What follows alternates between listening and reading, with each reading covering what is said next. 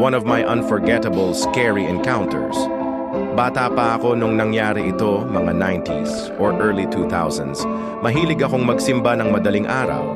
Sa province kasi namin, specifically sa barangay namin, once a week lang ang misa. Tuwing madaling araw lang ng linggo. Sa panahong yun, walang streetlights at hindi pa sementado ang mga daanan. Buwan lang kung mayroon man ang nagsisilbing liwanag sa dilim. Linggo! Hindi uso ang alarm clock pero nagising pa rin ako ng 4 a.m. para magsimba. Habit na kasi kaya may body clock na. May buwan naman pero hindi gaanong maliwanag pero mas nangingibabaw sa akin ang magsimba kaysa sa takot sa dilim. Yung bahay namin at bahay ng lola ko ilang steps lang pagitan.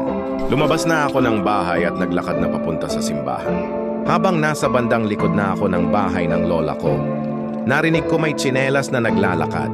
Akala ko kapitbahay namin kaya naghintay ako kasi sa wakas may makakasabay ako. Pero ang tagal, wala namang dumarating. Kahit tuloy-tuloy pa rin yung tunog ng may naglalakad. Sumilip ako sa gilid ng bahay. Sa dilim may nakita akong babae sa tapat ng bahay ng kapitbahay namin na inaantay ko. Magkakalapit lang bahay namin, ilang steps lang ang mga pagitan. Alam kong babae based sa silhouette ng suot at ulo niya. Nakasuot siya ng makalumang dress, Filipiniana, at nakapusod ang buhok niya. Hindi ko maaninag ang mukha kasi sobrang dilim sa parte kung saan siya nakatayo. Tinawag ko siya sa pangalan ng kapitbahay namin pero hindi siya sumagot. Hindi rin gumalaw. Nung lalapitan ko sana, bigla siyang gumalaw. Hindi naglakad, kundi sumayaw. Yung mabagal na kumpas ng kamay habang dahan-dahang papalapit sa akin.